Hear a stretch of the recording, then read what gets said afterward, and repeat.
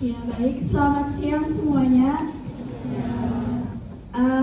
Apa kabarnya nih pada hari ini teman-teman? Baik. Sudah pada makan siang semua kan? Sudah. Oke, berarti sudah siap mendengarkan presentasi dari kami pada hari ini, yaitu dari kelompok 1. Nah, sebelumnya saya ucapkan terima kasih kepada Bapak Zihari Hasyadik selaku dosen pengampu dari mata kuliah Manajemen Keuangan Lanjutan, dan juga kepada teman-teman semua yang telah berhadir pada kelas hari ini. Nah, pada hari ini kami dari kelompok 1 akan membahas materi mengenai analisis resiko dan manajemen portofolio. Sebelum masuk ke pembahasannya, kita kenalan dulu dengan anggotanya. Nah, yang pertama itu ada Dia Sophie, yang kedua saya sendiri yaitu Jemima Angelika, yang ketiga adalah Rasduyanti, keempat Rani Larasati, kelima Rifda Iklila, keenam ada Rizky Handayani, dan yang terakhir yaitu Silvana Rosita Wulandari. Nah, masuk ke pembahasannya. Di sini kami ada membahas 7 topik pembahasan, yaitu yang pertama definisi analisis resiko, kedua definisi manajemen portofolio, ketiga strategi diversifikasi investasi, yang keempat pengaruh resiko sistematis terhadap return portofolio, yang kelima pengaruh non sistematis terhadap return portofolio, keenam definisi value at risk atau PAR, ketujuh penerapan PAR dalam pengelolaan portofolio. Langsung saja masuk ke pembahasan yang pertama, yaitu definisi analisis resiko. Kepada pemateri pertama dipersilakan.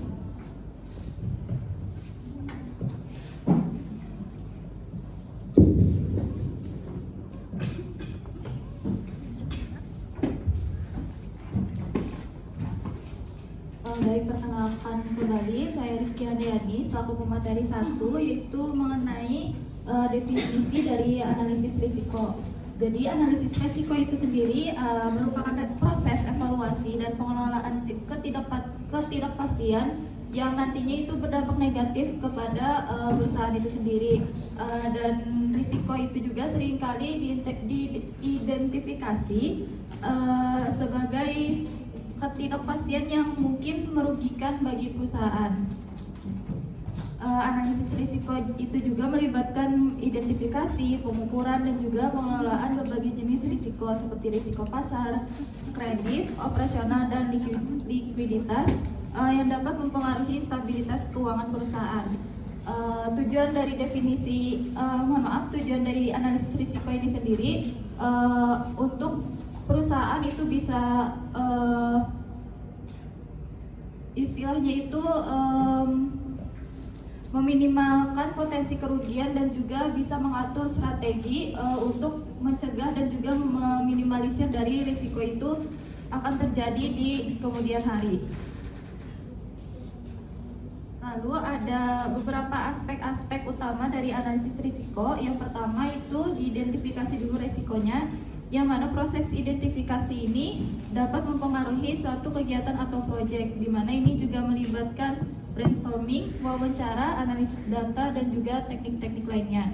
Lalu yang kedua, setelah diidentifikasi risiko tadi, kita nilai apakah risiko itu berdampak potensial terhadap perusahaan, dan penilaiannya itu bisa bersifat kualitatif ataupun kuantitatif. Kalau bersifat kualitatif itu seperti risiko yang rendah, sedang, atau tinggi. Lalu kalau yang bersifat kuantitatif itu yang seperti probabilitas 20% dan kerugian potensialnya sebesar 1 miliar. Lalu setelah dinilai tadi risikonya, entah itu dengan kualitatif ataupun kuantitatif, dievaluasi risikonya yang mana itu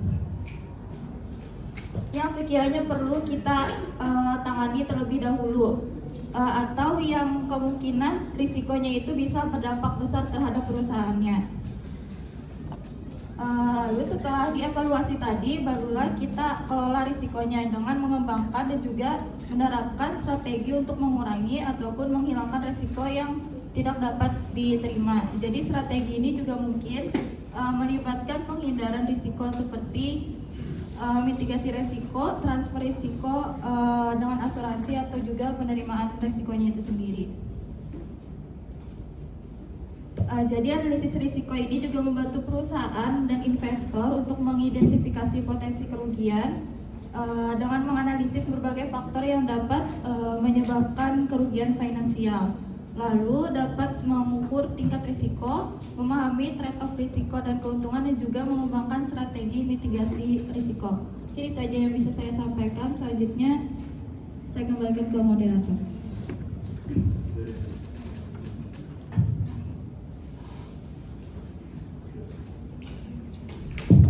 Ya, untuk materi selanjutnya kita masuk ke definisi manajemen portofolio. Nah, sebelumnya menurut ahli keuangan yaitu Jeffrey Weston, portofolio itu adalah kombinasi atau gabungan dari berbagai aktiva. Nah, aktiva itu dapat diartikan sebagai investasi, surat berharga, finansial seperti deposito, properti atau real asset, obligasi, saham, dan bentuk penyertaan lainnya. Nah, sedangkan portofolio manajemen sendiri itu adalah kegiatan memilih, mengatur, mengawasi, mengevaluasi portofolio investasi. Kenapa kita harus melakukan hal-hal tersebut? Itu tujuannya adalah supaya hasil investasi tersebut sesuai dengan profil risiko dan tujuan keuangan investor terkait. Nah, jika tujuan dari investasi investor itu biasanya seperti persiapan dana premium, dana pensiun, membeli rumah atau mobil, atau mengembangkan asetnya sendiri, berbeda dengan investasi institusi seperti lembaga atau bank yang biasanya tujuannya itu seperti manajemen risiko keuangan, perbankan, atau pengelolaan likuiditas perusahaan. Nah, sehingga manajer investasi itu harus bisa memberikan saran atau mengeksekusi perintah dari klien tersebut. Sehingga biasanya individu yang bekerja sebagai portfolio manager di sebuah perusahaan manajemen aset wajib memiliki kemampuan seperti portfolio manajemen, akuntansi, perencanaan keuangan, dan lain sebagainya. Individu ini juga harus memiliki lisensi khusus, contohnya seperti lisensi untuk wakil manajer investasi. Kemudian ada 4 jenis manajemen portofolio. Yang pertama yaitu active management, kedua passive management, ketiga portofolio non diskresi, dan yang keempat portofolio diskresi. Untuk yang pertama yaitu active management, sesuai dengan namanya, di sini manajer investasi itu akan aktif dalam membeli atau menjual saham, obligasi, atau instrumen keuangan apapun yang kita miliki, supaya hasilnya itu bisa lebih besar dari perkembangan indeks yang menjadi acuan kita.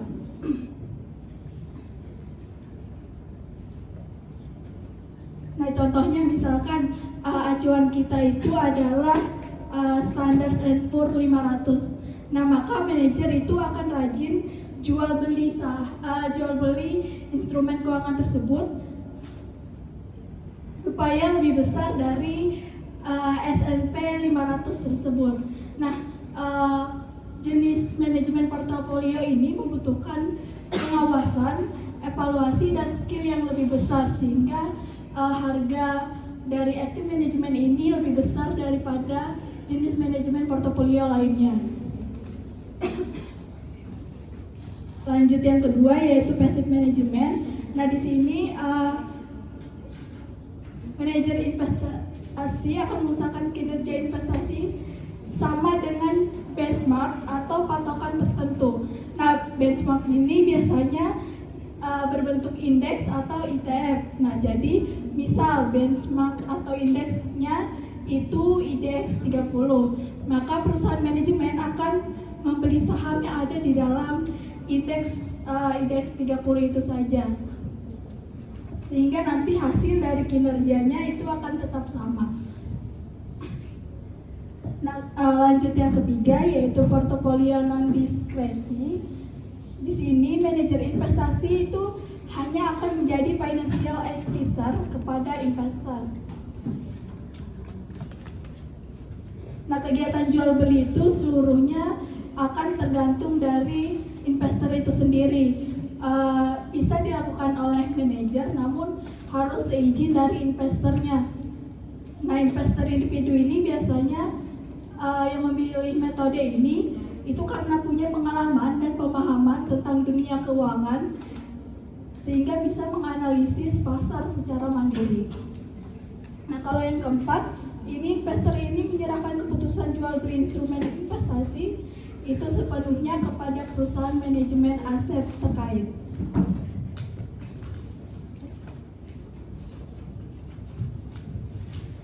Selanjutnya itu ada 5 langkah menyusun strategi manajemen portofolio. Yang pertama, itu kita harus mengetahui kondisi keuangan saat ini, mengetahui tentang pendapatan, pengeluaran, hingga tujuan-tujuan keuangan yang akan kita capai ke depannya. Yang kedua itu tentukan tujuan investasi. Nah, tujuan investasi yang berbeda itu akan membawa instrumen investasi yang berbeda juga tentunya. Kemudian yang ketiga itu tentukan alokasi aset.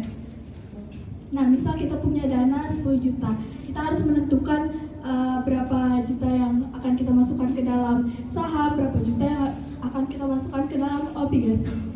Yang keempat itu pilih jenis aset lebih rinci. Nah, kita tahu bahwa instrumen investasi itu sangat banyak jenisnya. Nah, kita bisa menentukan saham, obligasi, reksadana, atau ETF mana yang akan kita pilih dan berapa besar nominalnya. Kemudian yang terakhir yaitu kita bisa melakukan evaluasi berkala.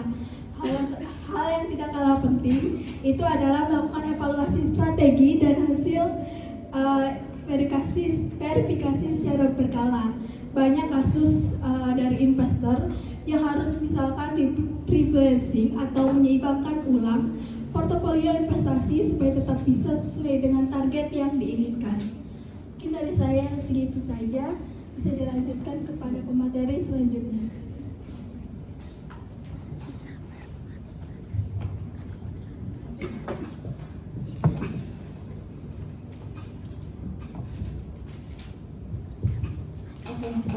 Selanjutnya di sini saya akan sedikit menjelaskan mengenai strategi diversifikasi investasi.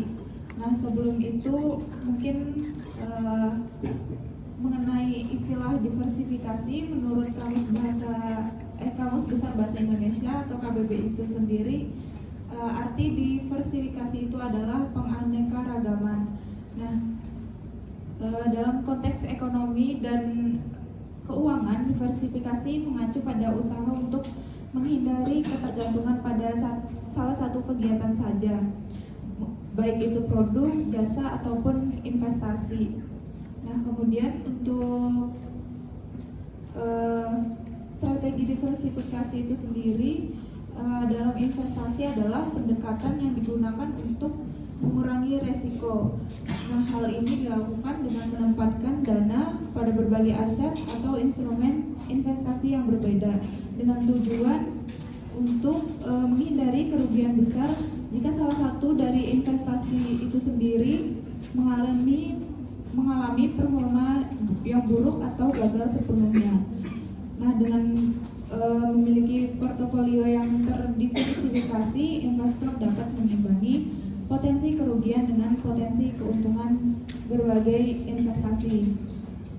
Nah, mungkin teman-teman juga pernah mendengar yang namanya jangan menaruh 10 telur dalam satu keranjang saja. Mungkin ini yang bisa menjadi semacam gambaran untuk diversifikasi dari investasi itu sendiri. Next.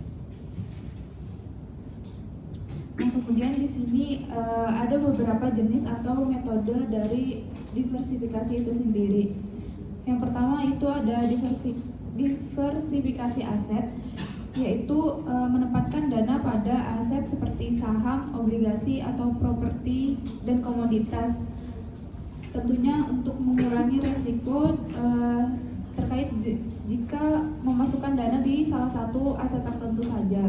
Kemudian yang kedua ada diversifikasi sektor, sama dengan aset untuk dananya itu sendiri dibagi di berbagai sektor seperti teknologi, kesehatan atau energi maupun konsumen untuk menghindari fluktuasi yang terjadi di salah satu sektor.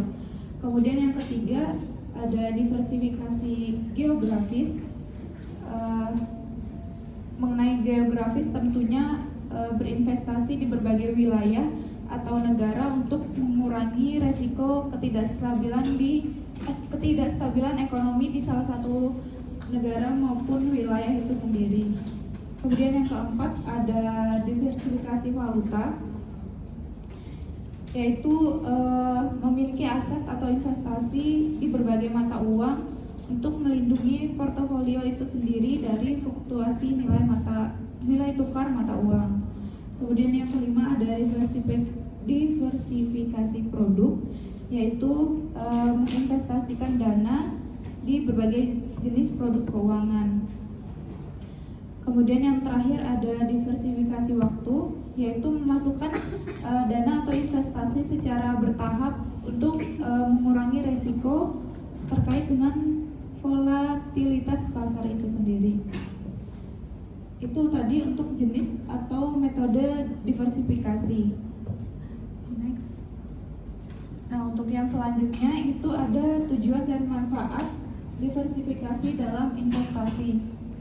Kalau teman-teman baca di makalah itu mungkin ada lebih banyak, cuman karena di sini ada 4 aja, jadi aku jelasin sisanya.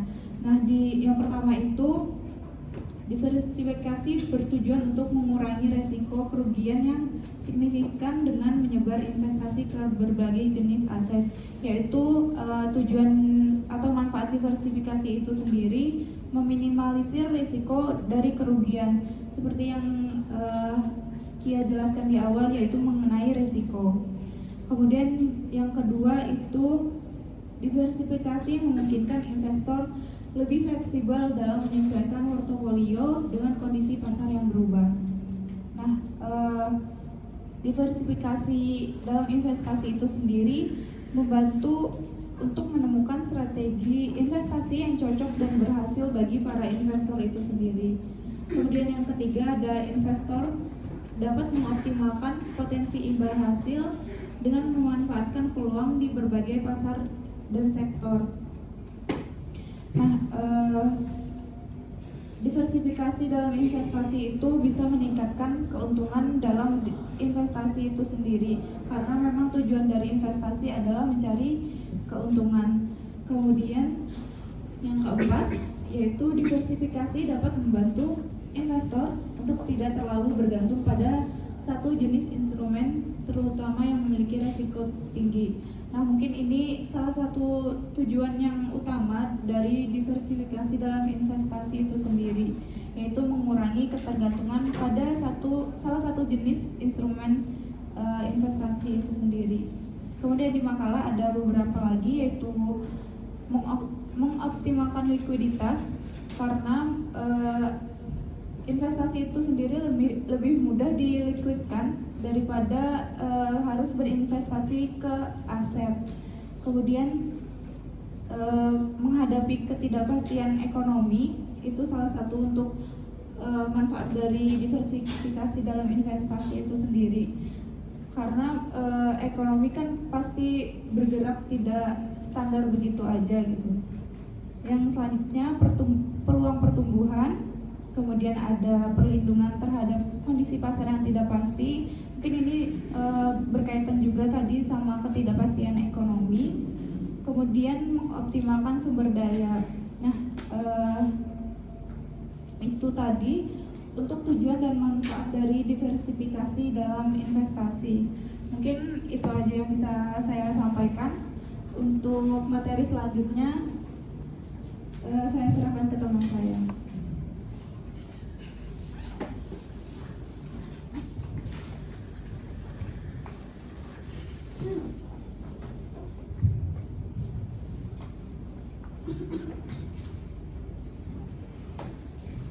Baik, materi yang selanjutnya ada pengaruh resiko sistematis terhadap rating portofolio. Nah, apa sih itu resiko sistematis? Nah, resiko sistematis ini merupakan resiko yang muncul akibat perubahan kondisi ekonomi dan pasar secara keseluruhan seperti inflasi, suku bunga, nilai tukar, kebijakan pemerintah, serta ekonomi global. Nah, resiko ini juga itu nggak bisa dihindarin dengan diversifikasi karena berdampak pada keseluruhan aset yang ada di pasar. Nah, dalam dunia investasi sendiri, resiko sistematis ini dapat diukur menggunakan beta. Nah, di mana ketika beta itu bernilai tinggi, maka aset itu sangat sensitif atau sangat terpengaruh oleh perubahan ekonomi, yang artinya return itu akan lebih tinggi tetapi lebih beresiko juga. Sebaliknya, ketika beta itu lebih rendah, maka aset itu kurang terpengaruh oleh perubahan ekonomi yang sebelumnya disebutkan seperti nilai tukar, suku bunga, ataupun krisis ekonomi global. Nah, hal ini mengartikan bahwa return itu lebih stabil, tetapi tingkat pengembaliannya tingkat returnnya lebih rendah. Kemudian dalam resiko sistematis ini juga dapat untuk salah satu metode yang digunakan untuk memahami hubungan antara resiko sistematis dengan return itu menggunakan capital asset pricing model. Nah, di mana model ini menyatakan bahwa semakin tinggi risiko sistematis, maka suatu aset akan semakin tinggi pula return yang diharapkan oleh investor. Mungkin ini ada beberapa penelitian yang telah dilakukan oleh beberapa peneliti terkait risiko sistematis terhadap return portofolio. Yang pertama ada penelitian yang dilakukan oleh Ratih Parmitasari. Di dalam penelitian ini ditemukan bahwa risiko sistematis itu berpengaruh positif terhadap expected return saham dalam rangka pembentukan portofolio saham. Kemudian yang kedua ada penelitian yang dilakukan oleh Fiyatri Lestari dan Endra Murti Saboro, di mana dalam penelitian tersebut menunjukkan bahwa risiko sistematis itu berpengaruh positif dan signifikan terhadap expected return portofolio optimal indeks saham LQ45 di BI periode 2012 sampai 2005. Kemudian ada penelitian selanjutnya yang dilakukan oleh Ana Latifah Mispiati, di mana penelitian ini menunjukkan bahwa risiko sistematis itu berpengaruh secara positif terhadap expected return portofolio optimal.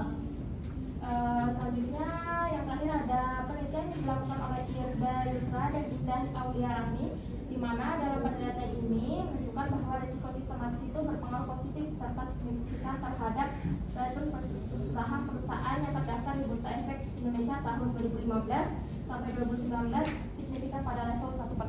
Nah, dalam hal ini berarti dapat disimpulkan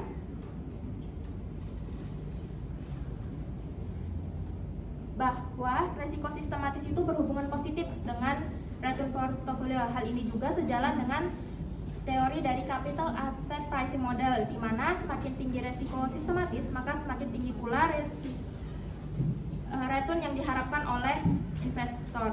Nah, oleh karena itu investor itu bisa menggunakan resiko sistematis ini sebagai salah satu pertimbangan utama dalam menyusun strategi manajemen investasi mereka. Mungkin itu saja yang dapat saya sampaikan. Selanjutnya saya serahkan ke saya.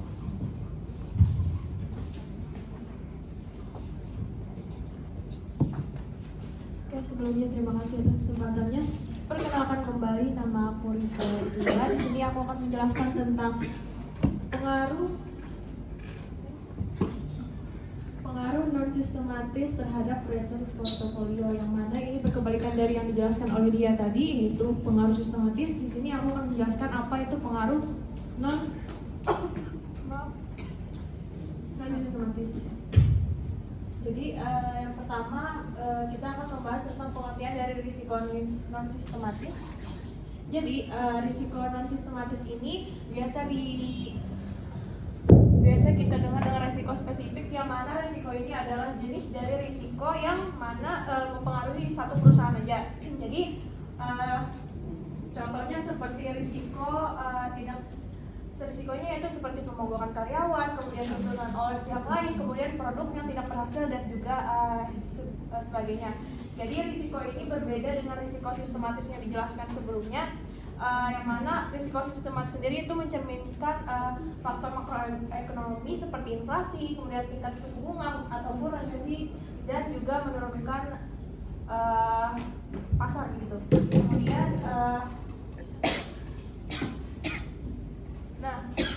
dalam teori keuangan modern sendiri, risiko non sistematis ini dapat dikurangi melalui diversifikasi portofolio. Jadi berbeda dengan risiko sistematis, itu tidak bisa dikurangi melalui diversifikasi.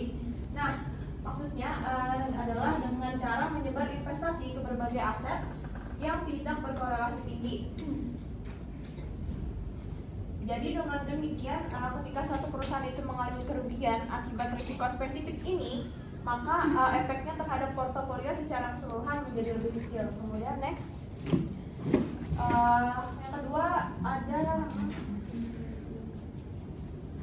yang kedua ada faktor-faktor yang mempengaruhi risiko non sistematis. Jadi yang pertama itu ada risiko spesifik perusahaan, yang mana risiko ini mencakup faktor internal yang hanya berdampak pada perusahaan tertentu. Mohon maaf, ini bisa dilihat di makalah, mungkin ada sedikit kendala gitu dari PPT-nya. Jadi seperti yang kita tahu juga, kinerja manajemen ini kan sangat berpengaruh terhadap pertumbuhan bisnis, di mana keputusan strategis yang buruk dapat menyebabkan penurunan profitabilitas. Selain itu juga misalkan seperti restrukturisasi bisnis seperti merger atau akuisisi juga dapat memicu ketidakpastian terhadap investor yang ingin berinvestasi ke perusahaan tersebut, ataupun juga kasus fraud yang menimpa suatu perusahaan. Maka tentunya kan dengan adanya ini dapat dapat menyebabkan anjloknya harga saham akibat hilangnya kepercayaan pasar. Kemudian yang kedua ada risiko industri, yang mana risiko ini muncul dari faktor yang mempengaruhi seluruh sektor tertentu. Persaingan yang ketat dapat mengakibatkan tekanan harga dan juga berkurangnya margin keuntungan.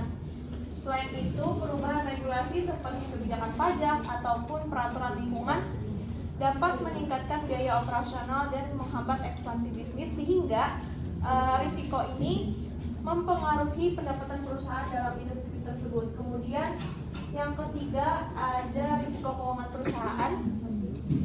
Jadi risiko ini berkaitan dengan kondisi lingkungan keuangan perusahaan seperti struktur modal suatu bisnis. Jadi perusahaan dengan tingkat utang yang tinggi lebih rentan terhadap risiko mengurangi daya tarik saham di mata investor. Selain itu juga perusahaan yang mengalami kesulitan dalam mengelola arus kas dapat menghadapi tantangan dalam membayar dividen atau mendanai ekspansi bisnis yang pada akhirnya mempengaruhi return investasinya. Kemudian yang terakhir faktornya yaitu peristiwa tidak terduga. Seperti namanya, peristiwa tidak terduga, tentunya ini mengganggu operasi perusahaan. Apa sih peristiwa tidak terduga ini? Misalkan ada pemogokan karyawan, atau mungkin peristiwanya yang berkaitan dengan bencana alam seperti gempa bumi atau banjir, maka itu akan mengganggu operasi perusahaan seperti terutama jika aset bisnisnya itu berada di lokasi yang rentan terhadap risiko tersebut. Kemudian kita masuk ke dampak dari risiko.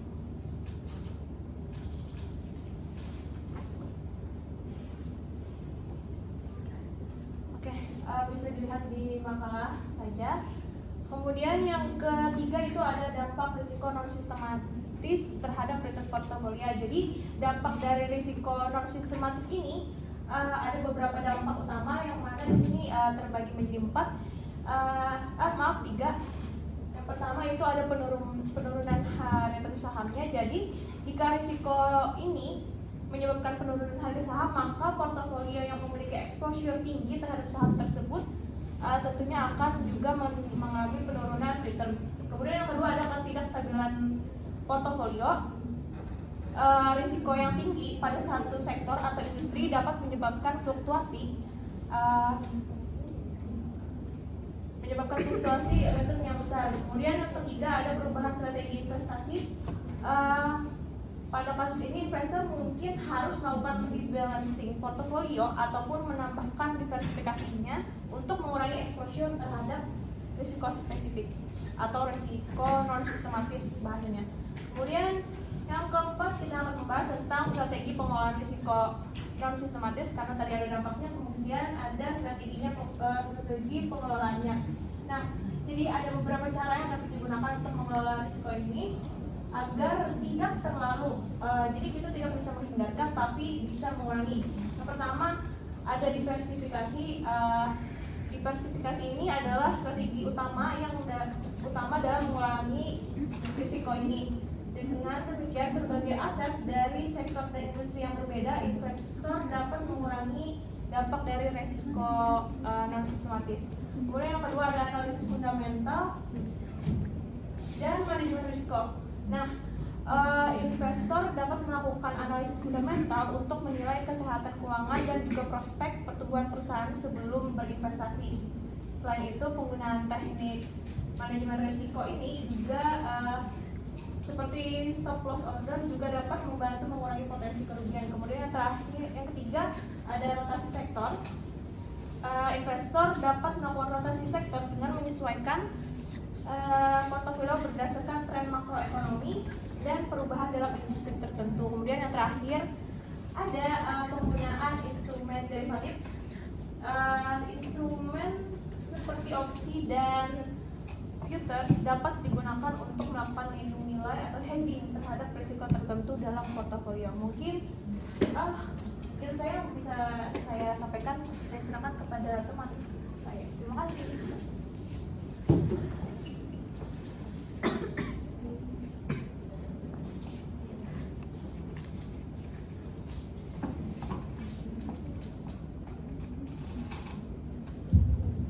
Baik, selanjutnya adalah materi terkait dengan value at risk. Jadi kalau misalnya kita mau atau sedang berinvestasi, itu kan kita pasti selalu ada risiko untuk rugi. Nah, jadi value at risk ini dipakai untuk mengukur seberapa besar kemungkinan kita itu akan rugi dalam periode tertentu. Nah, value at risk ini pertama kali dikenalkan dan dipakai sama JP Morgan pada tahun 1990 untuk menghitung risiko keuangan dalam sehari atau dalam 24 jam ke depan. Saat ini value at risk ini menjadi alat standar untuk mengukur risiko investasi.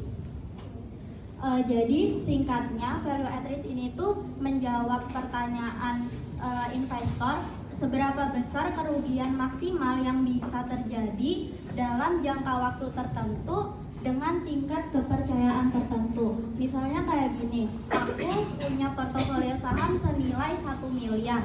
Berdasarkan hasil perhitungan VAR, itu menunjukkan kalau ada tingkat kepercayaan sebesar 95% dengan kemungkinan rugi maksimal itu sebesar 50 juta. Jadi misalnya nih ada 100 hari perdagangan, di 100 hari perdagangan selama 95 hari itu aku nggak akan rugi lebih dari 50 juta. Tapi karena ada 100 hari perdagangan, kan masih ada 5 hari lagi nih. Nah, di 5 hari itu ada kemungkinan aku bakal rugi lebih dari 50 juta. Kayak gambar ini, dimana ini tuh nunjukin yang biru itu tuh 95 hari. 95 hari aku nggak akan rugi lebih dari 50 juta, sedangkan yang merah itu nunjukin 5 hari di mana ada kemungkinan aku bisa rugi lebih dari 50 juta. Makanya kalau aku nggak siap sama kemungkinan rugi lebih dari 50 juta dalam satu hari, aku harus nyiapin strategi lain gimana sih supaya aku nggak akan rugi sebanyak itu dalam satu hari.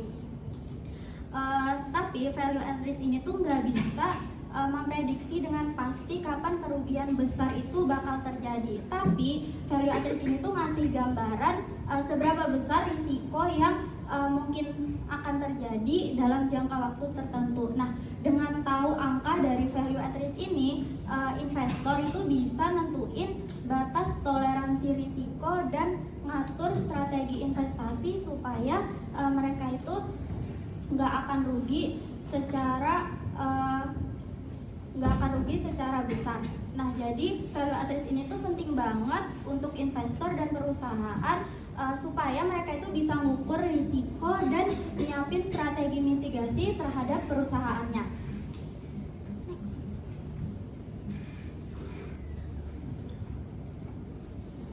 Selanjutnya ada metode perhitungan value at risk. Nah, dalam menghitung value at risk ini ada 3 metode utama yang sering dipakai dan masing-masing punya pendekatan yang berbeda. Yang pertama itu ada metode variance covariance, di mana ini tuh adalah metode yang paling simple karena pakai asumsi bahwa perubahan harga investasi itu normal alias nggak akan ada kejadian ekstrim.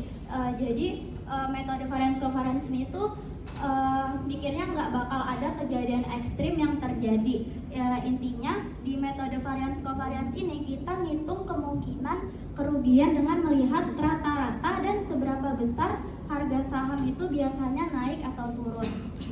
Selanjutnya yang kedua ada metode simulasi historis, di mana metode simulasi historis ini nggak pakai asumsi yang macam-macam, tapi langsung lihat data harga di masa lalu buat ngitung kemungkinan kerugian.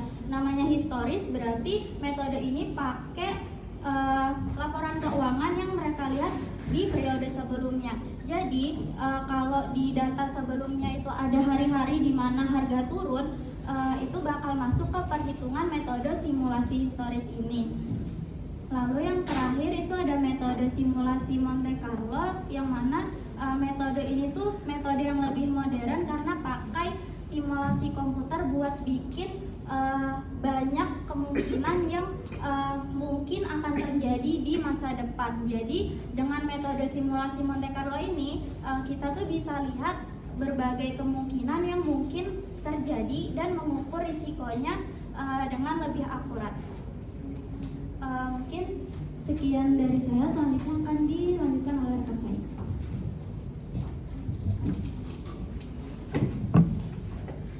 Baik, perkenalkan kembali, nama saya Silvana Rosita Wulandari. Di sini kami ada beberapa contoh soal.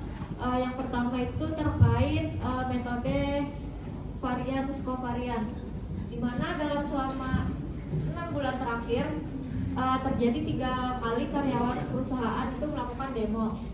Lalu kerugian yang dideritanya pada demo pertama sebesar 10 juta, pada demo kedua 15 juta, dan pada demo ketiga itu 5 juta. Jadi berapa tingkat maksimal kerugian yang akan diderita oleh perusahaan jika tingkat keyakinan itu ada di 95%? Langkah pertama itu kita cari dulu rata-ratanya atau X-bar sebesar 10 yang pertama, ditambah 15 kerugian yang kedua, lalu ditambah 5 juta kerugian ketiga, dibagi total kejadian atau peristiwa yaitu 3, hasilnya 10. Lalu langkah kedua kita cari deviasi standarnya, yaitu dengan kerugian pertama dikurang dengan kerugian dasar seperti yang ada di PPT, lalu kita pangkatkan 2 dan kita bagi total kejadian dikurang dengan 1 yang menghasilkan 5. Lalu karena tingkat keyakinannya itu 95%, maka nilai jet score-nya ada di 1,645. Mencari jet score itu ada kan tabel nilai jet. Jadi kita cari yang mendekati 0,05, ada di hasil 1,64 dan 1,645 atau 1,645. Lalu step keempat ada kita langsung mencari VAR-nya, di mana rata-rata tadi kita tambahkan dengan jet score, lalu kita kalikan dengan deviasi standar dibagi akar 3 kejadian tadi. yang menghasilkan Rp 14.750.000. Artinya dengan tingkat keyakinan 95%, maka perusahaan itu menderita kerugian maksimal sebesar 14.750.000 jika karyawan itu melakukan demo kembali. Lalu metode kedua yaitu metode historis, di mana perusahaan tekstil memiliki data historis perubahan nilai portofolio obligasi selama 100 hari. Nilai portofolionya saat ini adalah 7 juta dan tingkat kepercayaannya ada di 99%. Data historisnya ada min 0,7%, min 0,5%, min 0,8%, min 0,4%, min 0,2%, 0,5%, 0,2%, 0,7%, dan 0,3%. Langkah pertamanya kita harus mengurutkan dari yang terkecil hingga terbesar seperti yang sudah ada di PPT. Lalu langkah kedua, kita menentukan persentil sesuai tingkat kepercayaan. Karena di sini 99% kepercayaan, maka kita mengambil 1% yang di luar kepercayaan dia, yaitu persentil pertama ada di min 0,8%. Lalu untuk perhitungan VAR-nya itu tinggal kita kalikan aja dari persentil pertama tadi, kita kalikan dengan nilai portofolionya yaitu 7 juta yang menghasilkan minus Rp 56 juta, di mana VAR-nya itu nggak lebih atau maksimal kerugian yang akan diderita dia ada di minus 56.000. Demikian presentasi dari saya kembalikan ke moderator.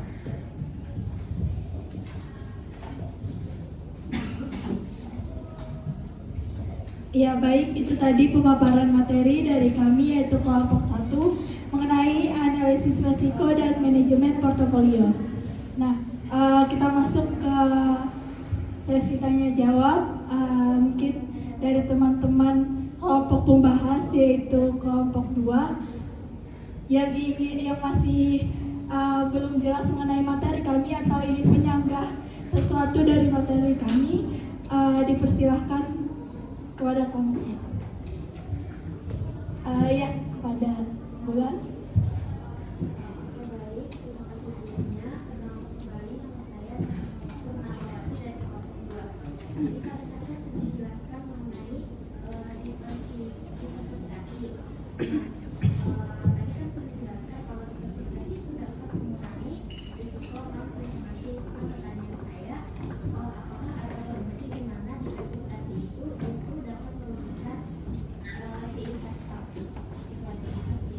Ya, baik, terima kasih atas pertanyaannya Bulan. Selanjutnya kepada Nur, dipersilakan.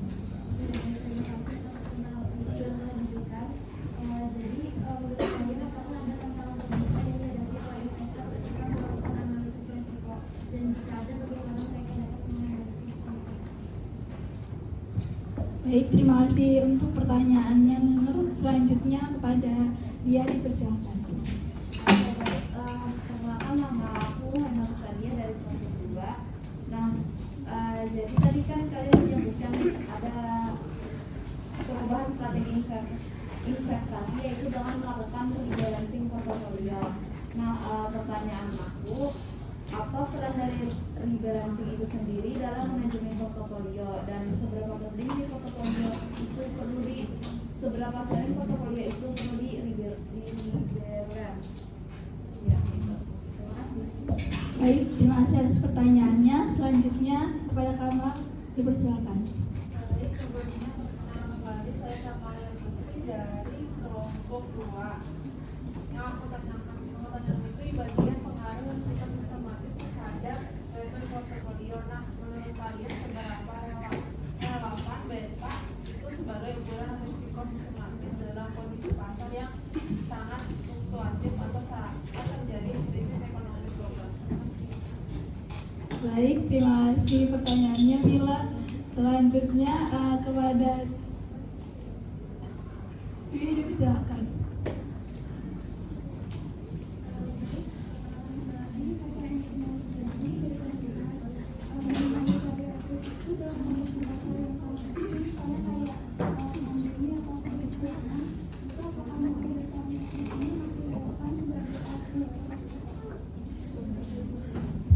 Ya, baik, terima kasih atas pertanyaannya.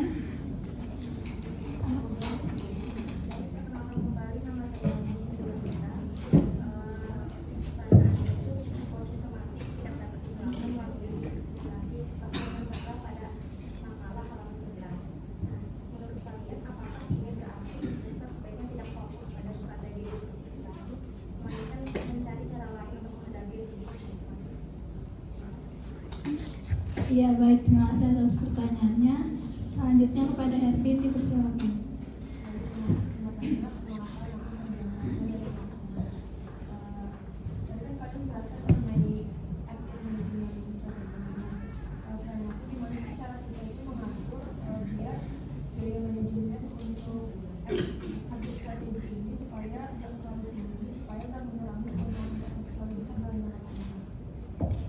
Oke, terima kasih atas pertanyaannya. Apakah masih ada anggota kelompok 2 yang bertanya lagi? Jul Faris. Iya, aku izin jawab pertanyaan dari Nunur. Pertanyaannya tadi, apakah tantangan terbesar yang dihadapi oleh investor ketika melakukan analisis risiko, dan bagaimana mereka dapat mengatasi tantangan tersebut? Yang pastinya itu ada tantangan yang dihadapi oleh investor. Itu ada beberapa. Yang pertama itu ada dari keterbatasan data, yang mana jadi dari kurangnya data yang akurat dan juga yang up to date gitu dapat membuat analisis risiko itu bisa tidak efektif. Lalu tantangan yang kedua itu ada kompleksitas pasar, yang mana pasar keuangan yang dinamis dan juga kompleks itu dapat membuat prediksi risiko itu menjadi sulit. Lalu yang ketiga itu ada ketergantungan emosi, yang mana investor itu terpengaruh dengan emosinya sendiri, seperti ketakutan atau keserakahan yang mempengaruhi keputusan dari investasi. Lalu yang keempat itu ada perubahan regulasi. Perubahan regulasi itu yang mempengaruhi risiko investasi dan membuat analisis risiko itu juga jadi sulit. Lalu yang terakhir itu ada keterbatasan waktu dan sumber daya, yang mana investor itu mungkin tidak memiliki waktu dan juga sumber daya cukup untuk melakukan analisis risiko yang menyeluruh. Jadi dari tantangan-tantangan tadi itu ada beberapa hal yang dapat yang mengatasi dari tantangan itu tadi. Yang pertama juga tadi karena masalah data, yang pastinya juga investor itu harus menggunakan data yang akurat dan terkini untuk melakukan analisis risiko. Lalu yang kedua itu menggunakan model analisis risiko yang tepat, yang mana investor itu harus menyesuaikan model dari analisis risikonya yang tepat untuk jenis investasi yang akan dia lakukan. Lalu mengelola emosinya sendiri, yang mana dalam membuat keputusan investasi, investor itu harus melakukan sesuatu atau berdasarkan pada analisis risiko yang objektif. Dan yang terakhir itu bisa menggunakan teknologi, di mana investor itu dapat menggunakan teknologi seperti alat analisis risiko dan platform investasi online untuk membantu mereka melakukan analisis risiko yang lebih efektif. Mungkin itu yang bisa menjawab pertanyaan dari Nunur. Apakah sudah cukup? Terima kasih kembali.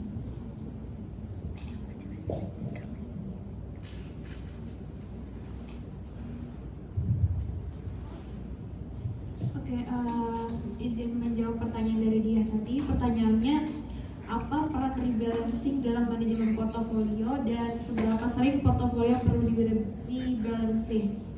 Jadi aku izin menjelaskan terlebih dahulu apa sih itu rebalancing. Jadi rebalancing ini adalah proses menyesuaikan kembali komposisi aset dalam portofolio agar tetap sesuai dengan alokasi aset yang diinginkan. Jadi untuk perannya sendiri itu ada beberapa peran. Yang pertama itu mengelola risiko. Jadi rebalancing ini membantu mengelola risiko dengan memastikan bahwa portofolio tidak terlalu terkonsentrasi pada satu aset atau kelas aset tertentu. Kemudian yang kedua ada mempertahankan alokasi aset. Jadi memastikan bahwa alokasi aset dalam portofolio itu tetap sesuai dengan tujuan investasinya dan toleransi risiko terhadap investor. Kemudian yang ketiga, mengoptimalkan kinerja. Jadi rebalancing ini dapat membantu meningkatkan kinerja portofolio dengan memanfaatkan peluang investasi yang muncul. Yang keempat ada mengurangi emosi dalam investasi. Jadi rebalancing ini membantu investor untuk tidak terlalu dipengaruhi oleh emosi seperti takut atau serakah dalam membuat keputusan investasi. Untuk seberapa seringnya portofolio itu perlu direbalancing tergantung. Jadi tergantung dari tujuan investasi, toleransi risiko, dan kondisi pasar serta biaya transaksi. Nah, secara umumnya sih rebalancing portofolio ini dapat dilakukan biasanya triwulan, bulanan, atau saat terjadi perubahan signifikan. Untuk triwulan sendiri biasanya untuk portofolio dengan tujuan investasi jangka panjang dan toleransi risikonya itu yang moderat. Untuk bulanan sendiri itu portofolio dengan tujuan investasi jangka pendek atau risiko yang lebih rendah. Untuk yang saat terjadi perubahan signifikan itu ya saat terjadinya perubahan signifikan dalam kondisi pasar atau tujuan investasi. Namun juga untuk rebalancing sendiri itu perlu diingat bahwa rebalancing ini yang terlalu sering dapat menyebabkan biaya transaksi yang terlalu tinggi dan mengurangi kinerja portofolio. Jadi tergantung lagi kepada perusahaannya apakah mau melakukan rebalancing kembali itu. Terima kasih. Apakah bisa diterima? Terima kasih.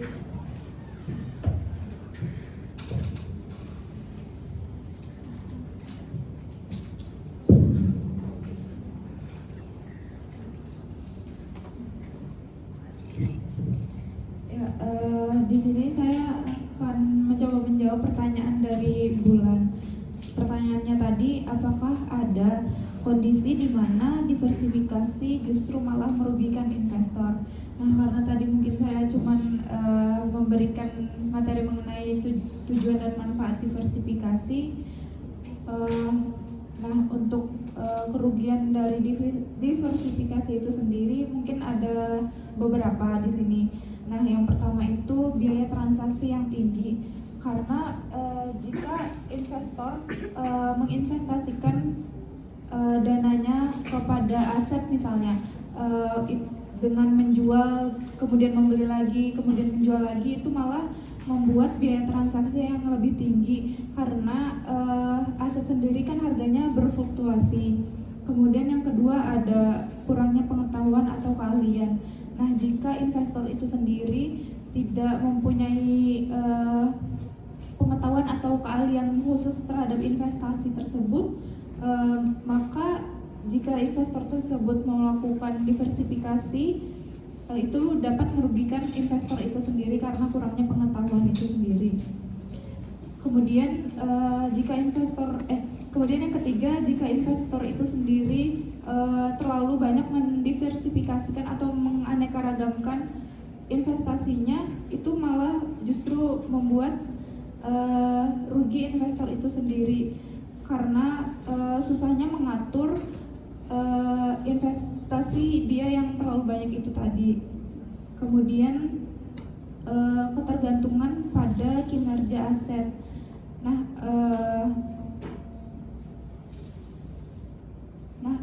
Jika investor itu sendiri melakukan diversifikasi dengan membeli aset yang memiliki kinerja yang sangat terkait, maka diversifikasi itu tidak dapat mengurangi risiko kerugian secara efektif. Mungkin itu tadi untuk apakah diversifikasi dapat merugikan investor. Apakah cukup jelas? Oke, terima kasih.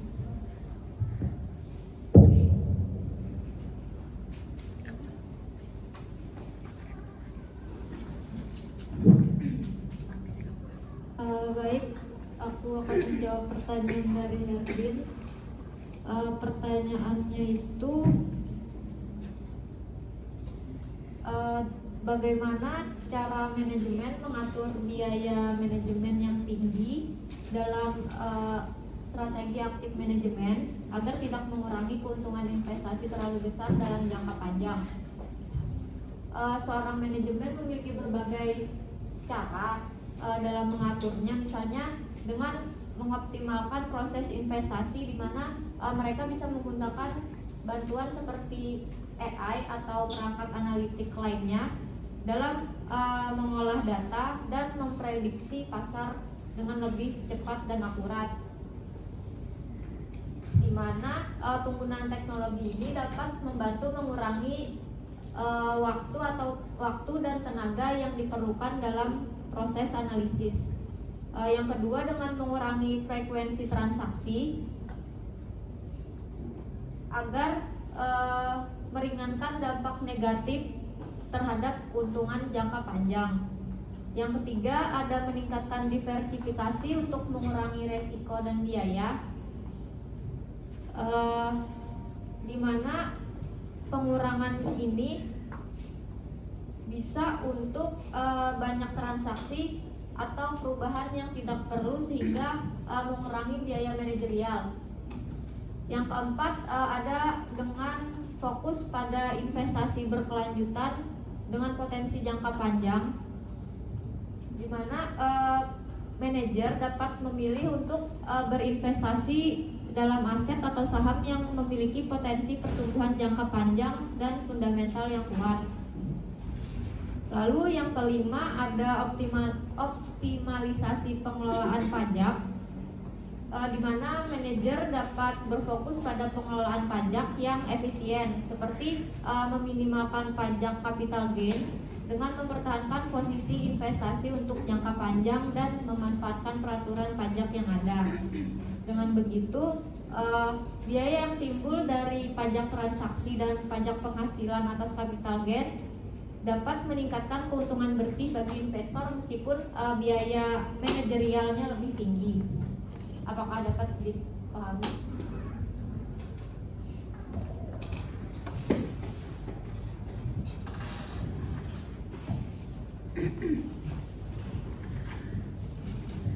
Oke, di sini aku mau menjawab pertanyaan dari Naya, yang mana pertanyaannya itu adalah dalam kondisi pasar yang sangat ekstrim, misalnya pandemi atau krisis keuangan global, apakah value at risk ini masih relevan sebagai alat manajemen risiko? Nah, dalam kondisi pasar yang sangat ekstrim kayak pandemi ataupun krisis keuangan global, value at risk ini tuh masih bisa digunakan sebagai alat manajemen risiko, tapi value at risk ini tuh punya keterbatasan yang signifikan. Kalau tadi kan ada 3 metode tuh. Yang pertama, kalau metode simulasi historis itu kan berdasarkan data lampau. Jadi kalau buat memprediksi kayak pandemi ataupun krisis keuangan global di masa depan itu kurang bisa. Nah, kalau yang variance covariance itu kan tadi sudah ada sempat aku singgung kalau itu kurang bisa untuk menghadapi kejadian-kejadian ekstrim. Nah, lalu yang ketiga itu ada simulasi Monte Carlo. Nah, kalau ini adalah metode yang paling bisa dipakai untuk menghadapi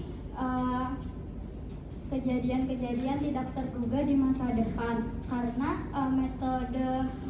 metode simulasi Monte Carlo ini kan tadi bikin banyak asumsi untuk di masa depan, sehingga metode ini tuh fleksibel dalam menggunakan berbagai asumsi-asumsi yang mungkin akan terjadi di masa depan. Tapi kalau pakai metode simulasi Monte Carlo ini tuh perlu daya komputasi yang tinggi dan perlu waktu yang lama, karena kan ada ribuan asumsi gitu ya yang diprediksi buat masa depan.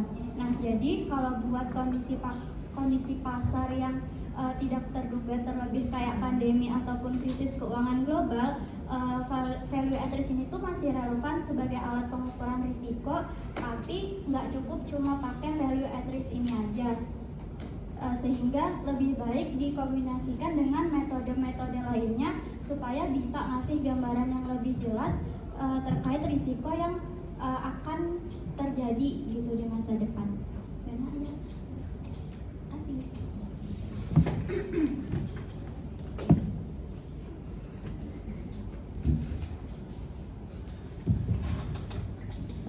Baik, di sini saya akan menjawab pertanyaan dari Kamalia, di mana pertanyaannya itu seberapa relevan beta sebagai ukuran risiko sistematis dalam kondisi pasar yang sangat fluktuatif atau saat terjadi kondisi krisis ekonomi global. Nah, sebenarnya beta itu merupakan ukuran risiko sistematis yang mana mengukur sensitivitas suatu aset atau portofolio itu terhadap pergerakan pasar secara keseluruhan.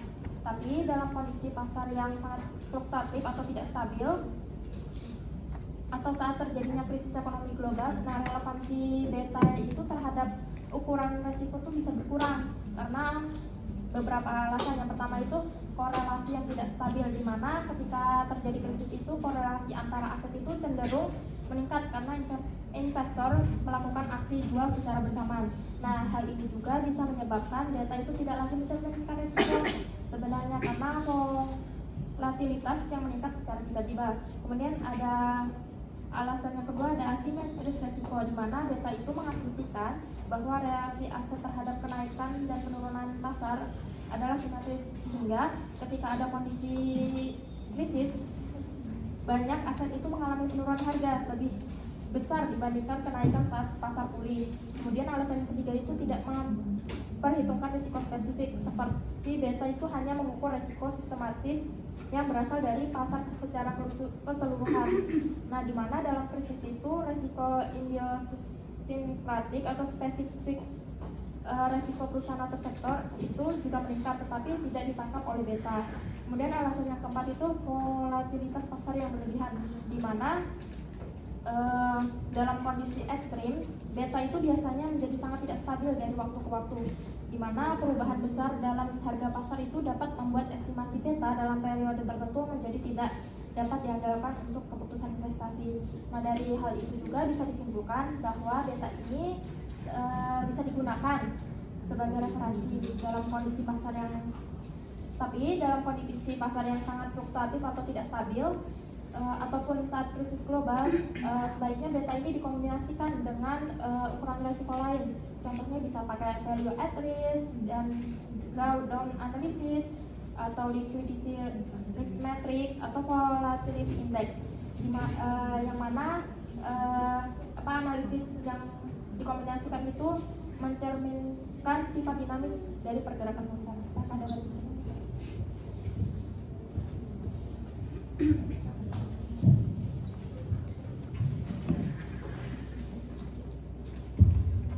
Baik, selanjutnya saya akan menjawab pertanyaan dari Dwi, di mana pertanyaannya yaitu resiko sistematis tidak dapat dihilangkan melalui diversifikasi. Apakah ini berarti investor sebaiknya tidak fokus pada strategi diversifikasi, melainkan mencari cara lain untuk menghadapi resiko sistematis? Nah, resiko sistematis ini memang tidak dapat dihilangkan melalui diversifikasi karena resiko ini berasal dari faktor eksternal. Contohnya itu seperti resesi ekonomi, perubahan kebijakan pemerintah, atau krisis keuangan global. Nah, namun ini tidak berarti bahwa investor itu harus mengabaikan diversifikasi ini, karena dari diversifikasi ini investor itu bisa mengurangi resiko spesifik dan meningkatkan potensi return investasi.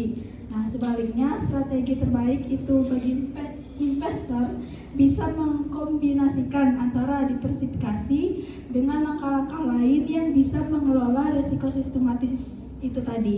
Contohnya seperti menggunakan strategi hedging, yaitu menggunakan instrumen derivatif seperti opsi atau futures untuk melindungi portofolio dari penurunan pasar. Kemudian yang kedua ada asset allocation, yaitu menyeimbangkan investasi kita di berbagai kelas aset seperti saham, obligasi, emas, atau real estate tadi untuk mengurangi dampak dari volatilitas pasar.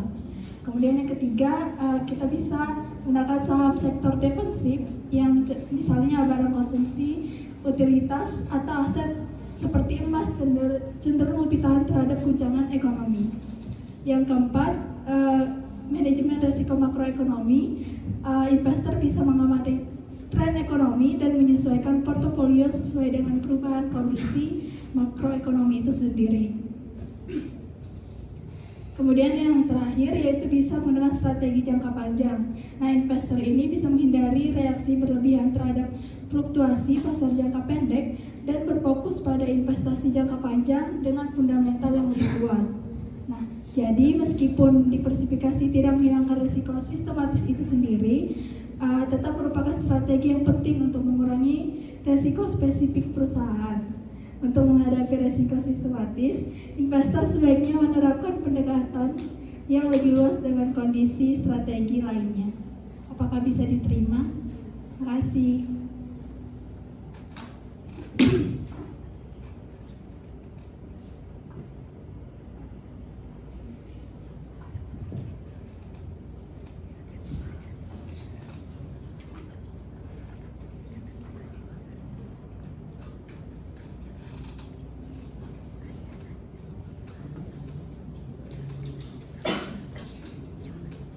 Ya, baik, apakah dari kelompok 2 ada lagi yang ingin ditanyakan atau dibahas?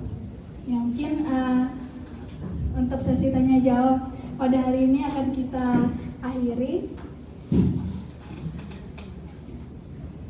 Nah, karena sesi tanya jawab kita telah berakhir, maka presentasi dari kelompok kami juga berakhir, teman-teman. Mohon maaf jika selama pemaparan dan sesi tanya jawab tadi ada penggunaan kata yang salah dan menyakiti hati kalian. Terakhir, ubur-ubur ikan lele. Terima kasih semua, Le.